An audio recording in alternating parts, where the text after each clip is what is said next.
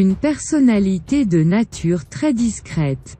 Salma Benani, prénommée Lala Salma après son mariage avec Mohamed VI du Maroc en 2002, a marqué ses 16 ans de présence au palais de Rabat par son élégance et sa discrétion tout en honorant le Maroc.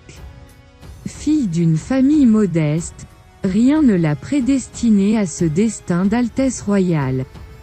Pourtant, l'ex-femme du roi a su se démarquer par son côté entreprenant. Au-delà d'être la mère de 2 enfants nés de son union avec Mohamed VI du Maroc qui souffle ses 58 bougies le samedi 21 août, Moulay El Hassan, 18 ans, et Lala Khadija 14 ans est l'épouse d'un roi. Lala Salma est une femme brillante qui a su décrocher le titre de première dame jamais porté par la femme d'un roi au Maroc. Son parcours est enrichissant. Elle est diplômée en génie informatique. Présidente d'une association pour la lutte contre le cancer qu'elle a fondée en 2006 et c'est aussi l'ambassadrice de bonne volonté auprès de l'Organisation mondiale de la santé. Sans omettre sa présence aux côtés de son ex-mari pour diverses cérémonies officielles afin de représenter le Maroc avant l'annonce de leur divorce le 21 mars 2018 via un communiqué.